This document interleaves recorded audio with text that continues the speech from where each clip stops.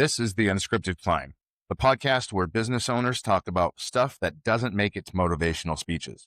I'm Chris Beecham, founder of Perch Merch, where we put your logo on things people might actually keep. I co-host this with Natalie Micale, founder of Oh Hello Agency. She makes brands look like they have their act together. If you want a free merch or brand audit, we do that too. No pressure. Just don't blame us if we're honest. Go to theunscriptedclimb.com. Let's get going. Hey everyone, welcome back to the Unscripted Climb. We are back for another episode of, well, all the unscriptedness. Chris is here, Chris from Perch Merch, Nat from Oh Hello. We have Daine Patton from Basterettes. I almost worried I, said the name wrong because in my head I'm thinking about all the different animals. That's the name we've had yet. It is the easiest, but it's all the animals that I've heard Daine talk about in the past. Daine, thanks for coming on. I was excited to have you on because you have such a unique business, not a business that a lot of people I think could do. I remember getting coffee with Daine once and he was telling me the stories of what he's pulled out of people's attics and I was slightly horrified. So how did you get into this? Well, I guess I can give you a long story since I'm a podcast, but my background when I first started working, I was in family fun centers. So Champions Fun Center here, if people are familiar with that, Laser Quest. I used to be a manager at those places. When I was young, through high school and after I graduated high school. At 19, I had my first son. That's when my first kid was born. He wasn't planned. It was kind of a surprise thing, but that job was a nights and weekends job. And that was really difficult when I had a small child at home. And my parents were helping me and all that kind of stuff. And I was like, I need to find a job where I can work 9 to 5. My dad's done construction his whole life. Growing up, my dad was gone before the sun came up and he came home like at dinner time and that. And like, I love my dad. We have a great relationship, but he wasn't home during the day that much. And especially when I was at home, not at school. So it's like, I don't want to have that life. I don't want to get into construction. Even though I have that kind of background, I used to help him a lot and learned a lot. He's great at what he does, but I wanted to work outside and I wanted to do something like that. So I saw that Pest Control was hiring and I put an application in and I was like, I like to kill bugs when I was a kid. That seemed like a fun job. So I put my application in and I had been a manager and I had moved to Oklahoma to work at a different center for Laser Quest back then. And, I was on the management path. That was what I was doing. And when I put in my application there, they said, well, you're overqualified for what we need. You need somebody to spray for termites. And I was like, you teach me how to do it, I can do it. So they said, okay, well, they started me out at I think I got $11 an hour. But I just needed the job during the day so I could at least afford to put my son in daycare. You think 20 years ago that you could put your kid to daycare at $11 an hour. No. Yep, that's correct. So I started doing that, started doing pest control. And I really loved that job. It was like I go to one house a day, maybe 2, and tripping for termites is a pretty time it's a job. You have to use a lot of chemical, treat a lot of dirt and drill a lot of holes and stuff like that. But I like that. And I got really good at it. I'm kind of an all-in kind of person. So when I do something, I throw myself into it and learn as much as I possibly can. And I was one of, I think, 4 or 5 master termite certified applicators in Nebraska. I treated thousands of houses in a few years. I had very good success. And they said, okay, well, now they want me to move to a route, which is like just your general pest control. You go and spray for bugs at, 7, 8, 14 houses every single day. And for $75 a stop. Oh my gosh. You have to do a lot of those stops to make money and they pay you in commissions and stuff like that. And bonuses based on completion. I just have to ask before he continues. You were not scared of termites or bringing something home. Like how did you develop that fearlessness?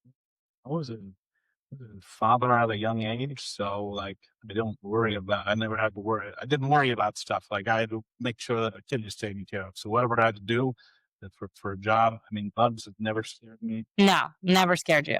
So none of that. Do termites scare you? To be honest, I don't know what are termites. What are termites? What are termites? That's what I think you need to define. Termites are insects that would. But you don't ever really see termites because they build the mud tunnels and they stay inside there because the sunlight will dry a termite out. So, and they don't really hurt humans.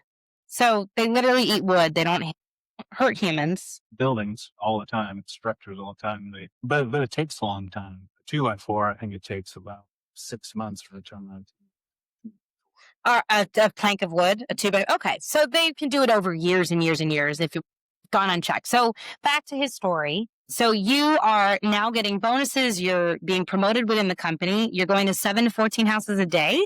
That's so when you treat for termites, termites use a lot of chemicals, but it's one chemical and it's regulated, and I'm not using a backpack spray or anything like that. You know, when I moved to the route work, I was using a bunch of different chemicals. I was having to mix a lot, and I had a small child at that time. You know, he was probably about 2 years old, and I'd have to come home. I have to take my boots off. I have to take all my clothes off before I could even touch my kid because I was always covered in different kinds of poisons. And that really kind of like, I didn't like that. You know, I didn't like that idea. But then I was also thinking about like, okay, if I've got to do this before I come home, what am I doing to all these people's homes? Every time I go to somebody's house, I'm putting chemicals all over their house. And I was like, there's a negative impact here somewhere. Also, I was fairly young when I was doing this, and a lot of the people in this industry were much older than me. Had a lot of health issues. And I was like, there's definitely a correlation here. The big pest control companies are billion-dollar corporations, so I'm sure that there's never going to be any kind of investigation about any of that stuff, you know, but who knows? So I didn't like all the chemicals I was putting down, and I was like, we kept getting callbacks from mice work. And mice, for most pest control companies, they put down snap traps, glue boards, and poison. That's how they take care of mice. Sad little ratatouille. Or is that a mouse? That's a rat. Okay, continue. Yeah. But that's kind of like a band-aid on an oil leak.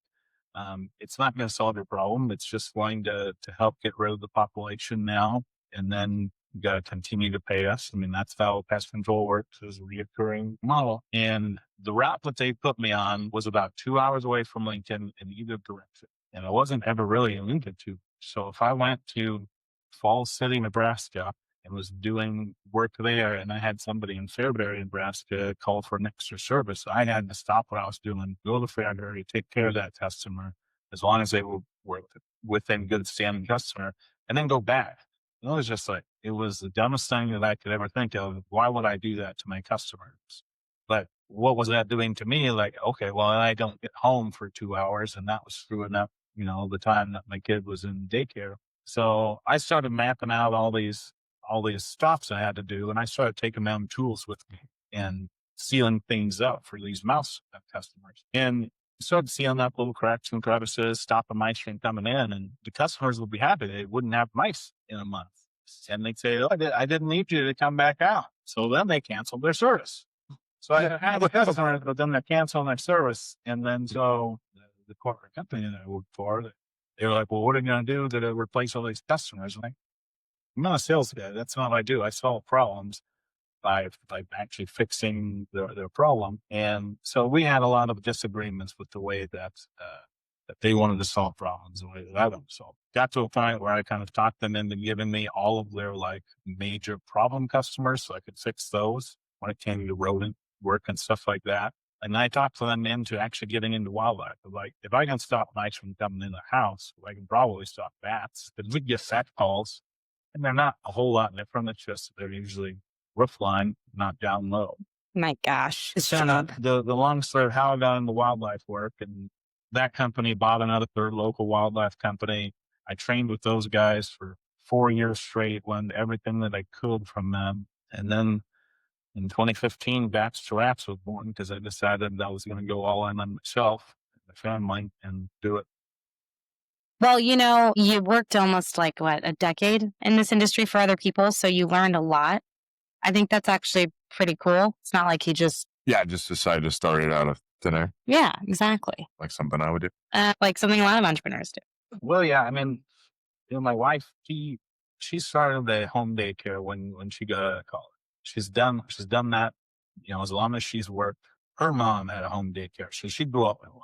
So that was something that she'd always wanted to do, always loved to do. And so she was a business owner when I met her.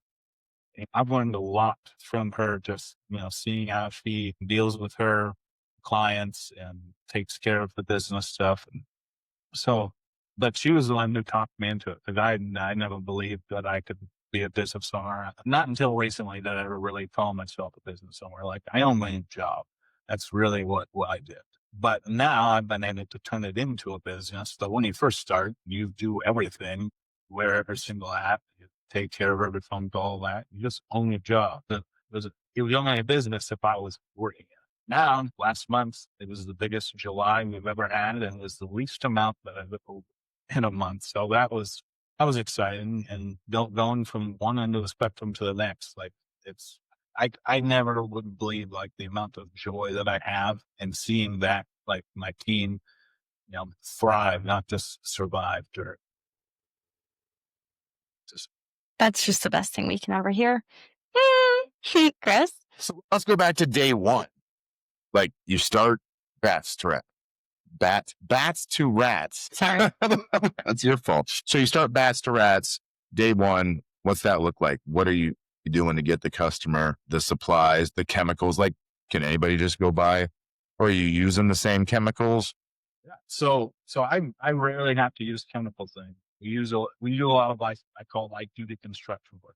We get on roofs, we're throwing ladders, we're doing a lot of metal fabrication work.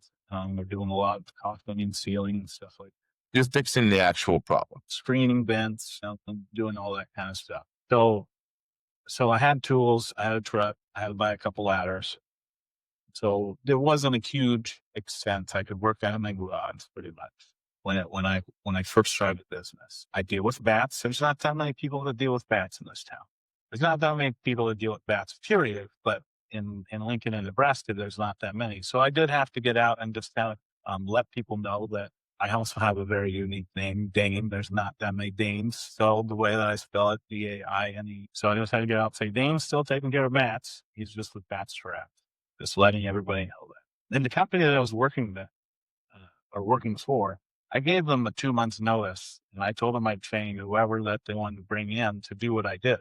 They did not take me up on that offer. They didn't hire anybody for me to train. So when I left, they were my biggest competition, and they didn't have anybody to do what I could do. So I had a fairly, a good shot there. When people had a problem, they had to find me. So then I had to, build a website, make a Facebook page. I didn't have a whole lot of financing for marketing. So, I printed out on like little pieces of paper, like 4 per piece of paper, like my logo, my name, phone number, what we did, went around, put them in gas station walls, dropped them off to local animal control, little other pest control companies that weren't trying to do wildlife work. How'd that work for you? I'm just curious. Yeah, it worked great.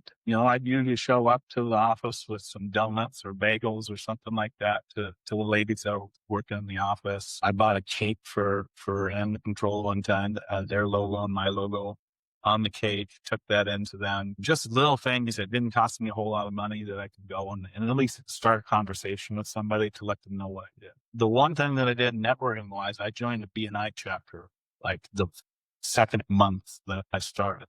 Because I had some other friends that were business owners. One of the guys that does my vehicle wraps, Josh Sapolsky with Vivid Sign, he used to be a drummer in my brother's old band. And he was like, well, I'm a part of this B&I chapter. Why don't you come visit? So I did. And I was kind of blown away. I've never been in a situation like this. I've always been a technician. And this was like 35, 40 business owners sitting around talking about how they have referrals for each other and all that kind of stuff. Well, this is kind of cool. So I joined that group right away. And it was, I think, one of the 1 or 2 largest B&I chapters in the city at that point in time. And B&I was a pretty big thing back then. Not too much in this town anymore, but I think we had like 15 chapters back then. So there was a pretty big network. So that helped me a lot, just kind of do that 60-second pitch, talk about what Bats to Rats was, what we do, how we help people. So that helped a lot. It gave me a lot of connections. I got to learn from a lot of business owners. Like I said, I never considered myself a business owner, but I was learning from different ones, a lot of great ones that we have in town. And now, like 10 years later, just seeing where some of these people are at. Mm-hmm. We always think the things we do aren't as big as they actually are. At least I do. I have to look.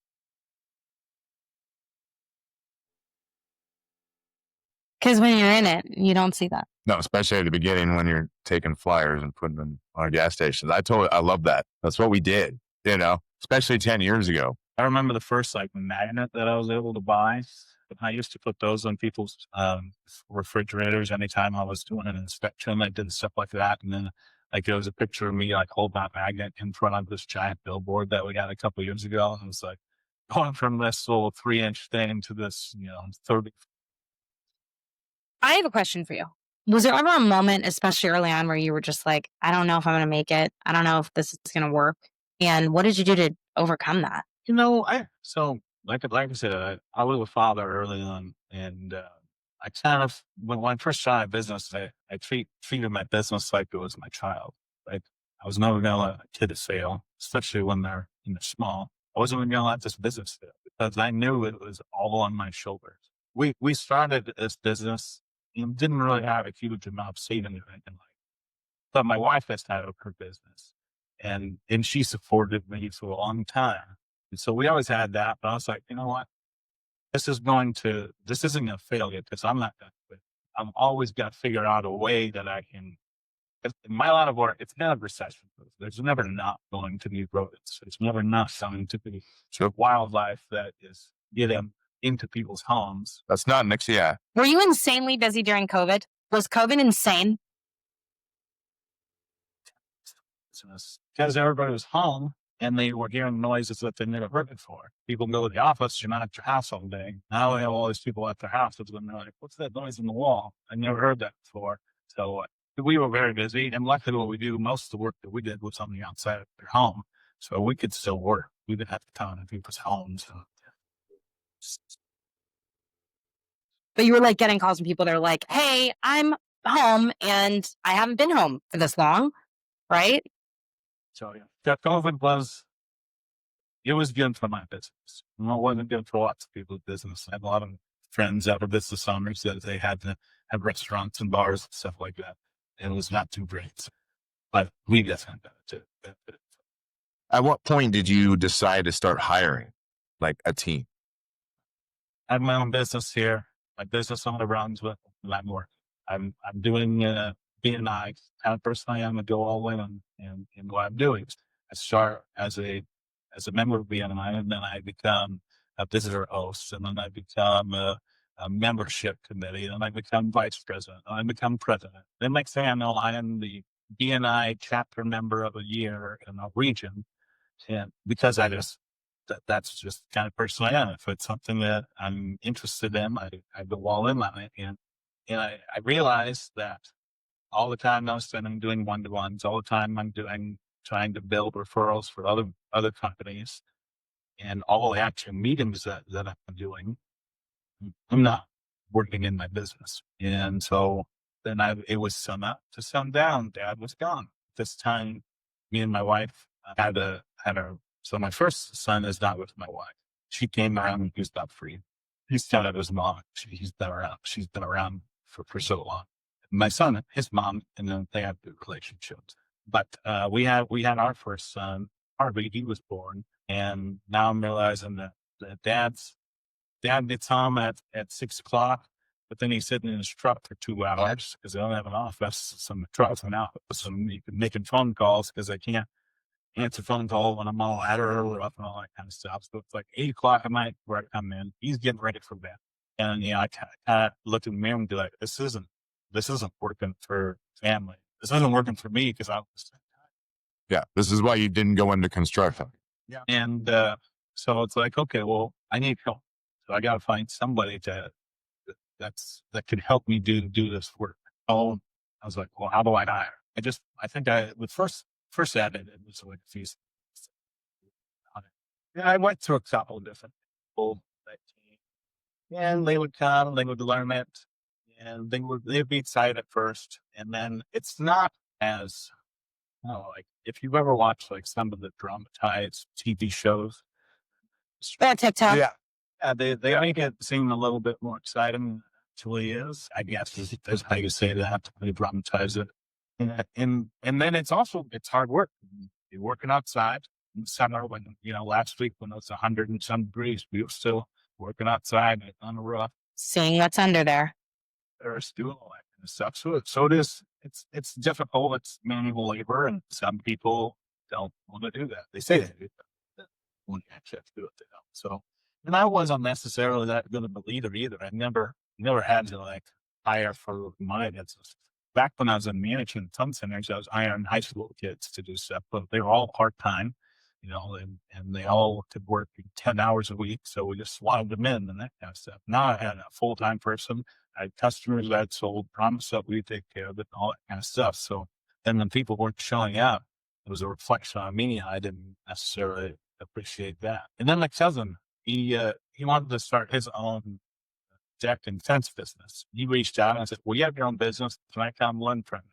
I'm like, "Yeah, you can come work for me." He came and worked for me for a summer so he could kind of learn how I ran my business. And I trained him on what I was doing.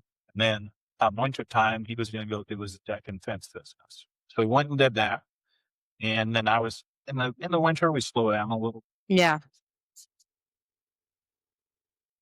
I love that that's part of it. Yeah. The bats, they go to They're sleep. still there So, in your house. Yeah. They're just sleeping. So he went and did the deck and fence business. And then after he kind of went through all of his referrals of like friends and family that he could build decks and fences for, he didn't really have any work to do. So he told me actions like, "Hey, I'd come back and work for it if you want." So I have so much work to do at this point. So he came back.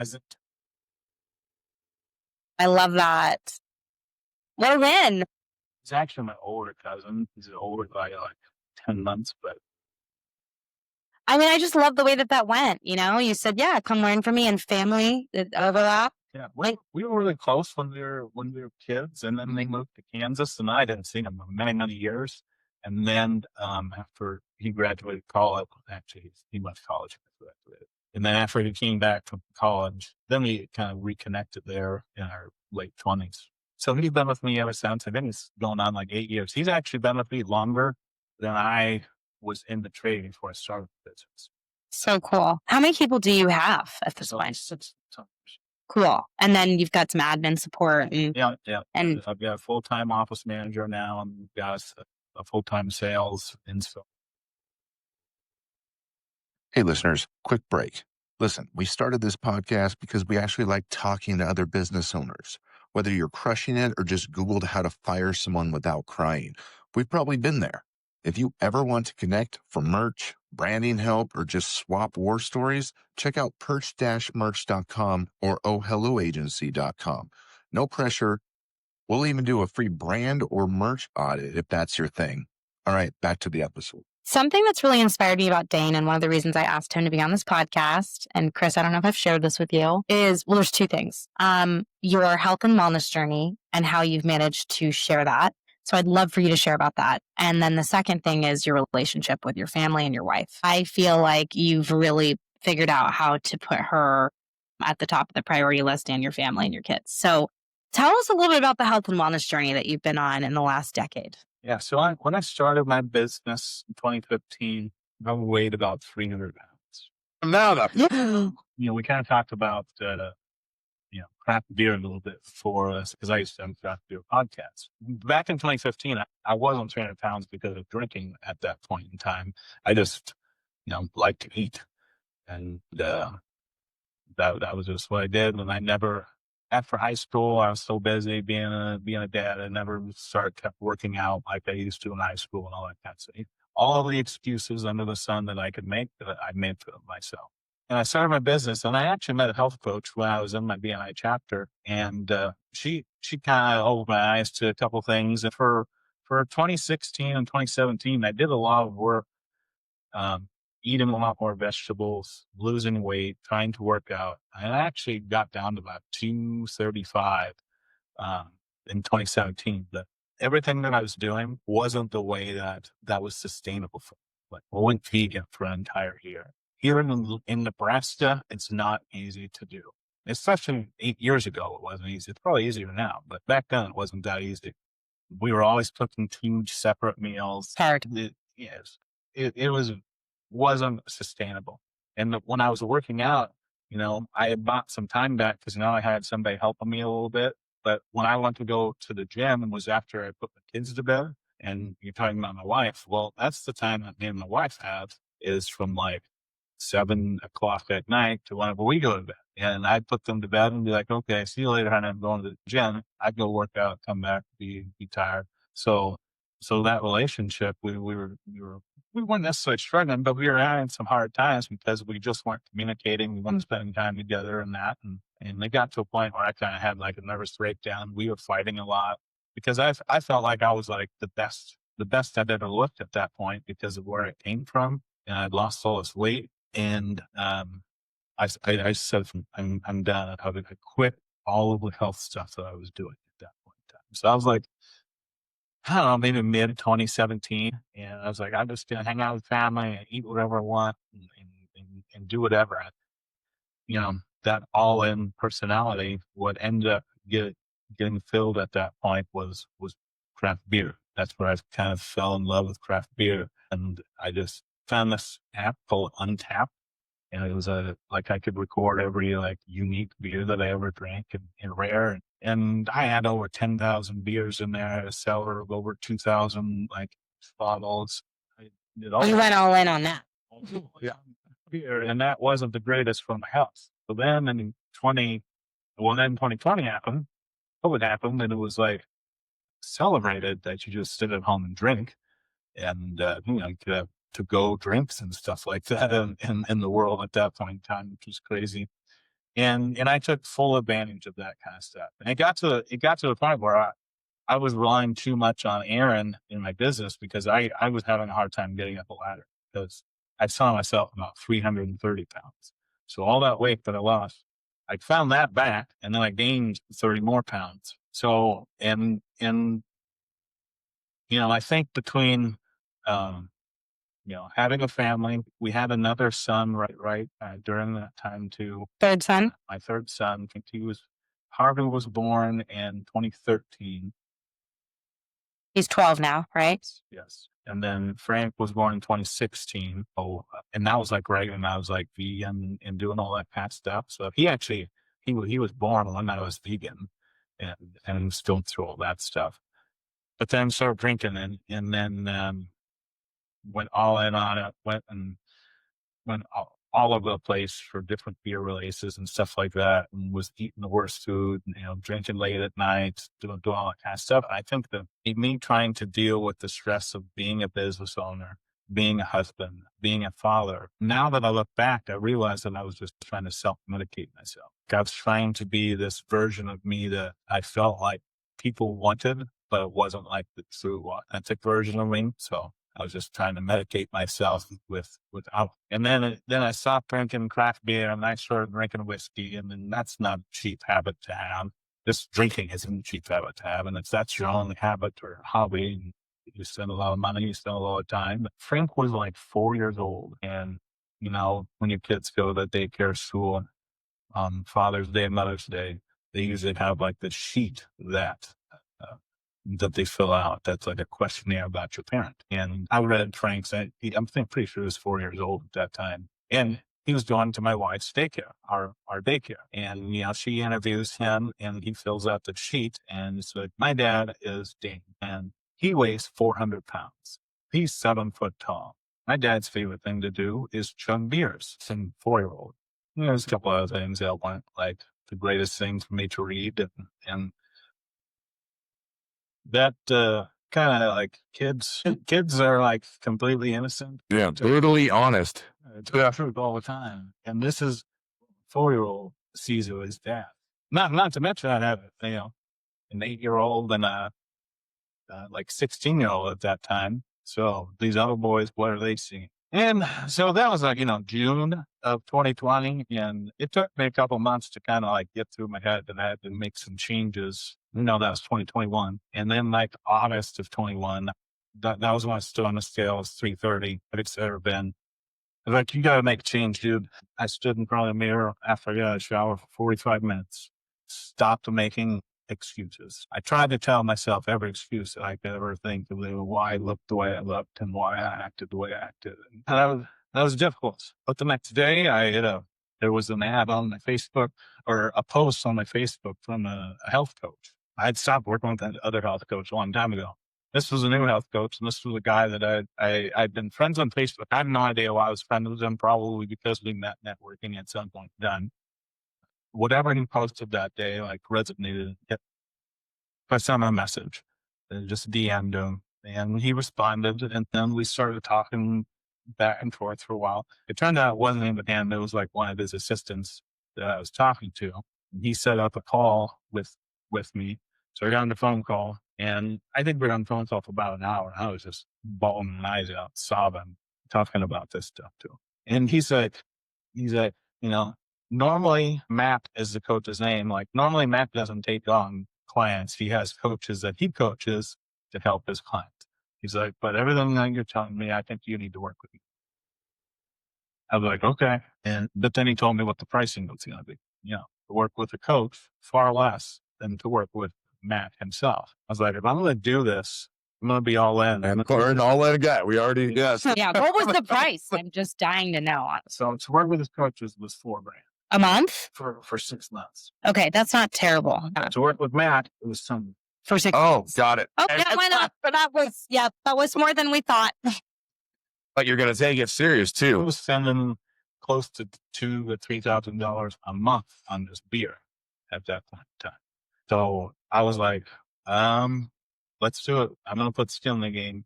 Like, if I don't do what he's telling me, then I'm out $10,000 here, what I paid up front, and that's. So the next day I had a Zoom call with Matt, and he was like, trying to like up me out and like motivate me and get me. And I was just kind of like stone faced, just sitting there talking to him. And then we're getting close to the end of this, and I think he was trying to have doubts about me. And I was like, well, you give me the plan and let me know what I need to do, and I'll follow it. I'll be the best example of anybody that you know.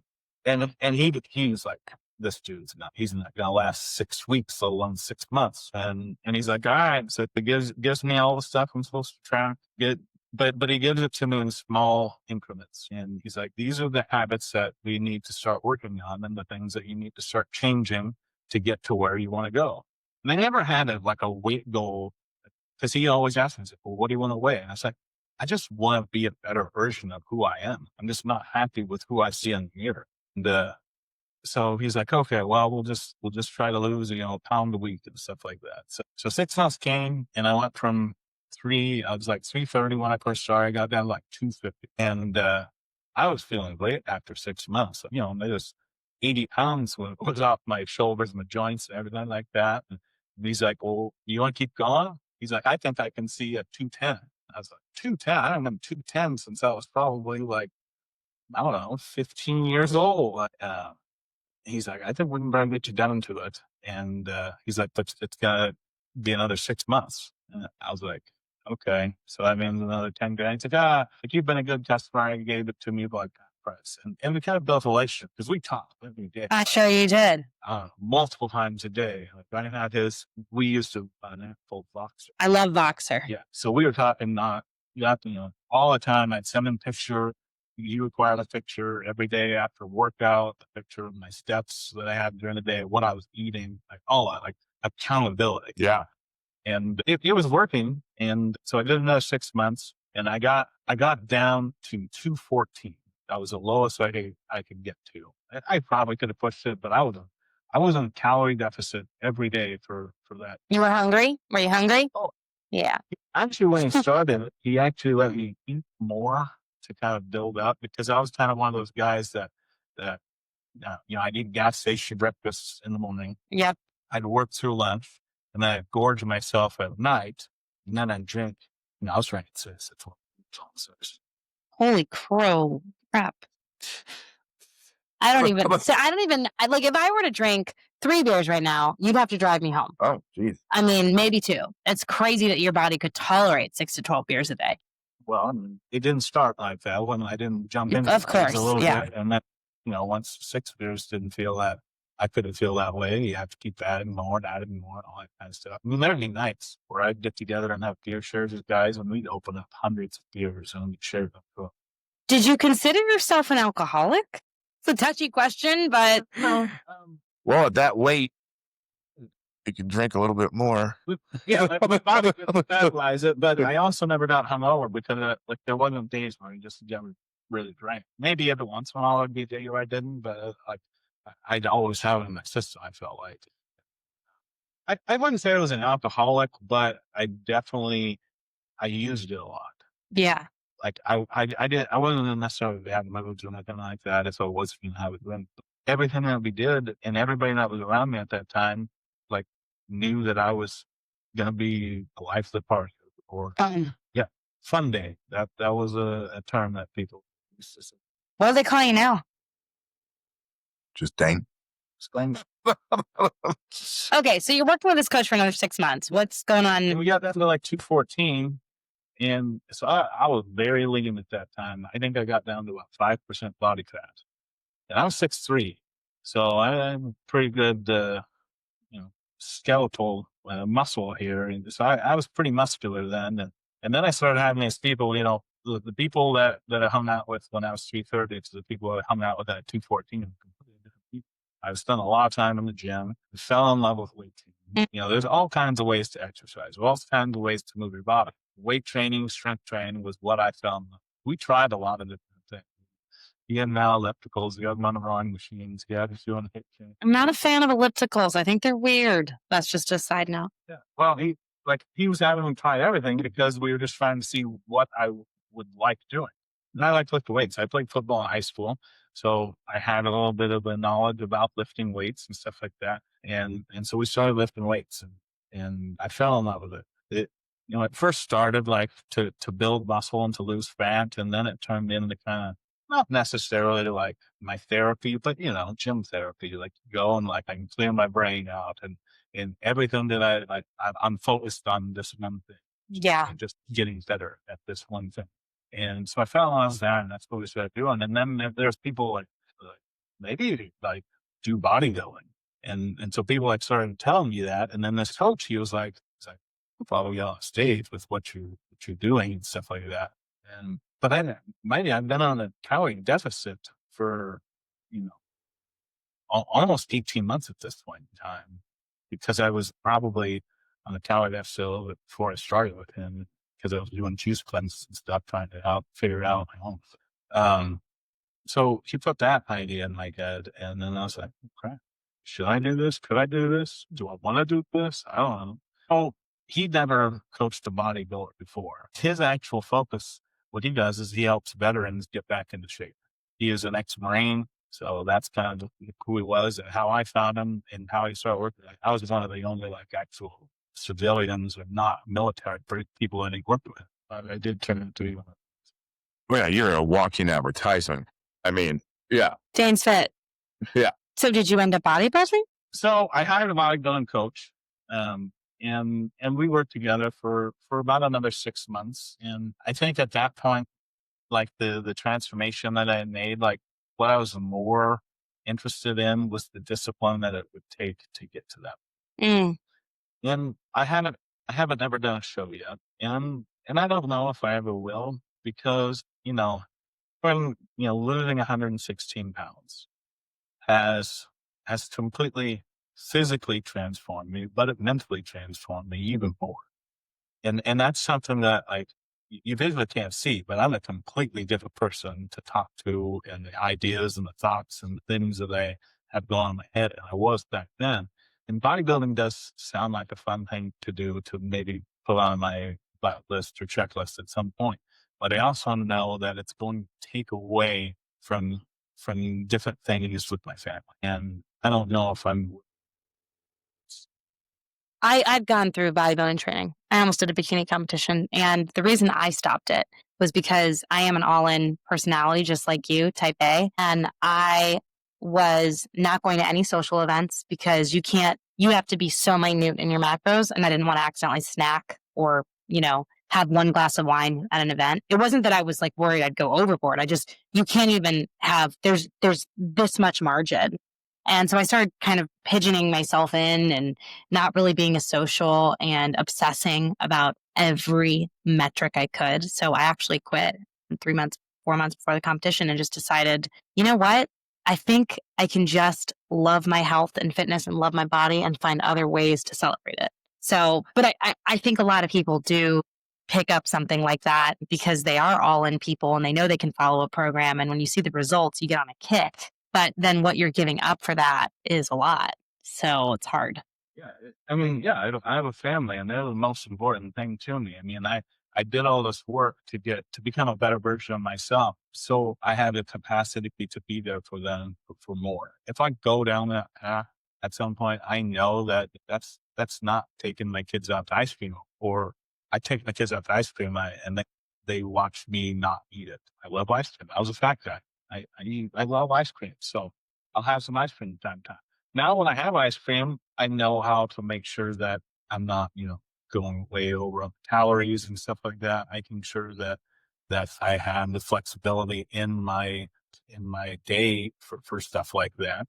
Uh, so there's still a part of me thinks that I can.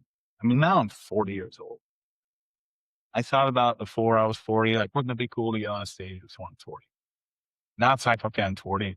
Who cares? Like, I could get on a stage at 50. You could do whatever. Yeah, agreed. And the bodybuilding coach that I had, he was like 63. He competed since he was 20. So he'd been on a stage, 20s, 30s, 40s, 50s, 60s. He'd been on a stage. So he's awesome. And I don't work with him directly anymore, but we still stay in touch. He still sends me messages and stuff like that. So I've gone through a couple different coaches. I kind of went through not like a biohacking, but trying to become the healthiest version.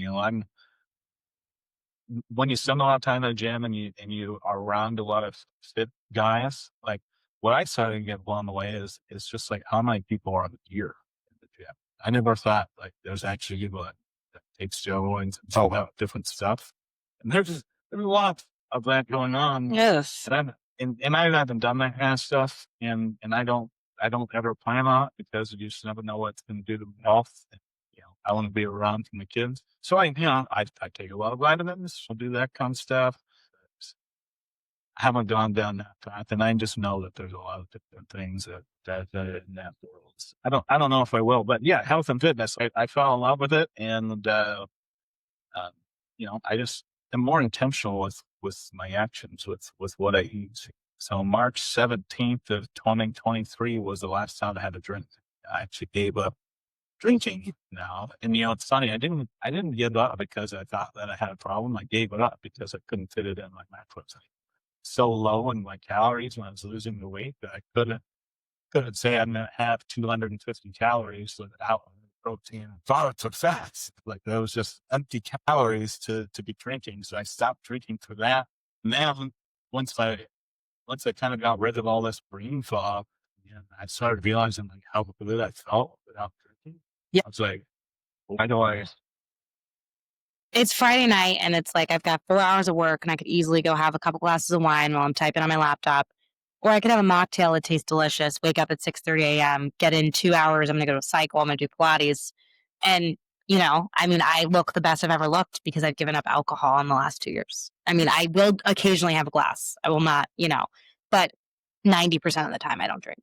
And it's crazy the brain fog. So when you think about the entrepreneurship impact that all of this has had. Yeah, there's definitely a correlation between how my business has grown and how I've transformed myself. I've become a better leader. I talk about being intentional. I started to understand what my core values were. I started to implement my core values in how we run our business. I started to hire people off of those core values. We started to take care of our customers the same. All of that stuff came from this, transformation, this personal development that I went through. What started as a weight loss journey turned into the most incredible personal development transformation that I never knew that I needed. So yeah, my business. So COVID happened and we 10x. Yeah, I wasn't a big business. I was a single operator for many years. 10x my business, and then from the end of 21, 22, 22 we had the biggest year we ever had. 23 we had the biggest year we ever had. 24 we had. 25 and we're crushing the goals that I had set. We would continue to keep climbing. I can continue to add people. to our team. And now like in the world of wildlife, there's not a whole lot of people that do what I do. And until I think it was the end of, was it beginning of 24, I found out that there was a National Wildlife Control Operators Association. There's an actual association for what I do. And I was like, well, that's pretty cool. So I went to their wildlife expo. That was in February of 24.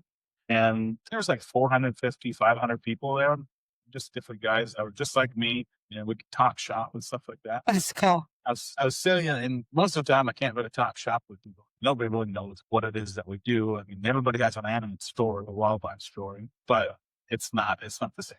So I'm sitting here listening to all these people, and there's, convention, there's a bunch of speakers and stuff like that, training, stuff like that. I'm sitting in the front row. I'm always a front row person. I'm like, George was fine, so I'd be as closest to the person as I can. And I sit back, and I'm like, most of these people haven't been in business as long as that. They don't have as much as most of these people, they don't. And I was like, I'm really excited. Like, I was getting goosebumps just sitting there and just thinking about what possibilities were, because now my brain is just constantly thinking about, what I've come from as I'm a vision in economics for the West and stuff like that. So I'm always kind of thinking about how we can implement its strategies, how we can get our systems and processes tweaked so the inefficiencies go away, and we can service customers at a higher level, and my employees can make more money and all that kind of stuff. So I'm always thinking about that. I just love thinking about business now. And that's been part of this development transformation. And I'm simply, I'm like, I'm excited to be in this room with all these people, because they don't know who's sitting in this room. I mean, I'm looking forward to acquiring some of these companies. Building my brand, there's no reason that you couldn't think of Bats Tourette's as a national brand. You think of pest control, you think of ordering. You think of termites, you think of termites. You think of bats, you can start to think of Bats Tourette's. Like, that's where my vision is. And I've had to understand that, my vision has to be big enough that everybody that comes into my organization, their vision can fit inside mine. And that's the level of thinking that I'm on now. And it scares the crap out of me. But I've also learned that, growth is where you are constantly being uncomfortable. And I've made myself uncomfortable every single day for the last however many years. It's been 4 years. I just keep doing the small things every single day that stack on top of each other. So I stack wins every day. I feel good that I'm accomplishing the things I want to. So I'm looking forward to expanding my business. I'm looking forward to acquiring other businesses, bringing into the fold. I don't think I'll ever Close to the chest. That's the vision. That's the goal. Well, you're president of that association, which I assume Correct. is 12 months away. So I was an attendee there. I was sitting there for the first time, and I was texting one of my friends here back at home, and I was telling him all these things, and I said, I want to speak on the stage. Yes, you are. And this year I spoke on their stage, so they've invited me because, then the whole social media stuff. Then I started friending them. They see me on social media all the time because I post all the time. Visibility is our responsibility. So I'm sharing my story all the time and sharing the things I've learned in my experiences, because we're all experts on something, and that's our experience. So I can share that. I'm not an expert too much, but I've known what I've lived through and what I've gone through and the choices I've made. So if I can share those and help people, I might as well. And so they invited me to come speak, and they didn't want me to speak about wildlife stuff, which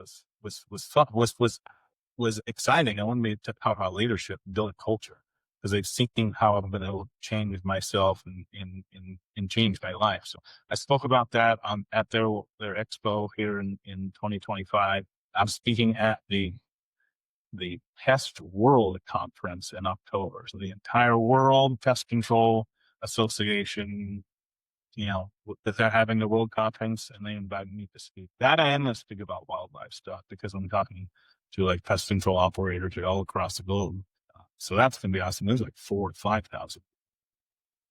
So cool, Daine.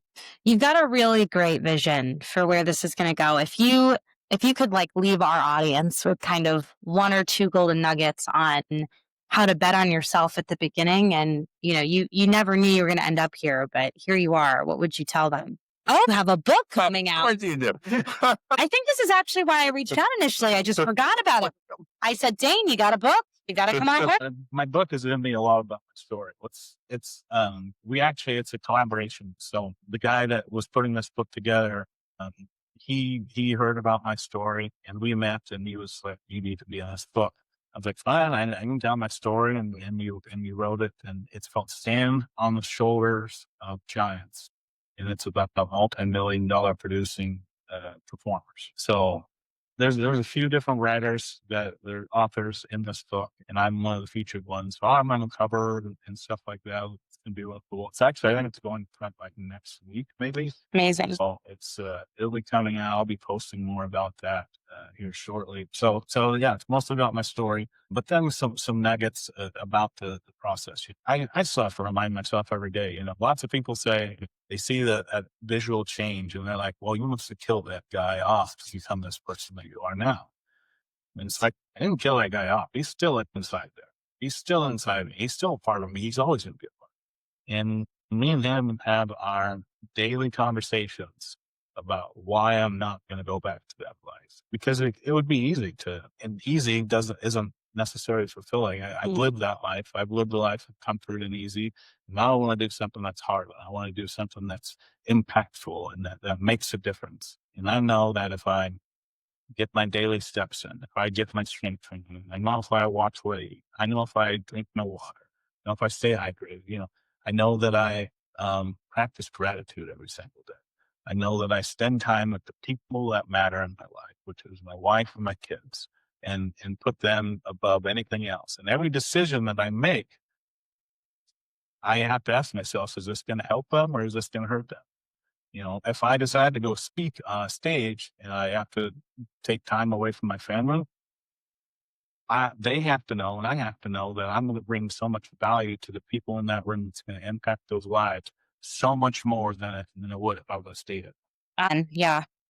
And so I just tell people to start small. So many people want to lose weight, the new year, new me kind of crowd. They show up to the gym and then by 3 months, not even 3 months, like 3 weeks later, they're so burned out because they try to change their entire life over. And that's not how it does. You have to start with something small, something that you can do and have it that you can replace, whether it's, I'm going to drink water and stuff.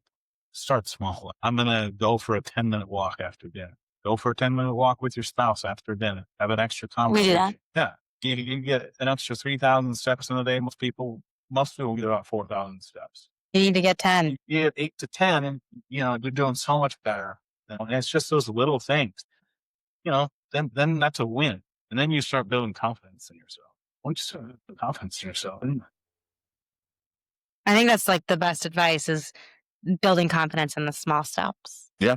Anything else you want to leave our audience? Oh, we could sit here and do this for a long time. I feel like that. Yes, we could. Yeah. I have plenty of stories and I've lived a fun life so far, but I also feel like I'm just getting started. Like at 35, I decided to become the version, like my true authentic version. So it's been 5 years. I feel like I'm a baby right now.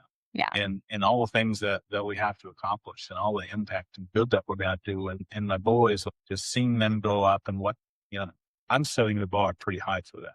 But they're going to surpass what I'm able to accomplish because I'm giving them the tools now that maybe I didn't have when I was growing up.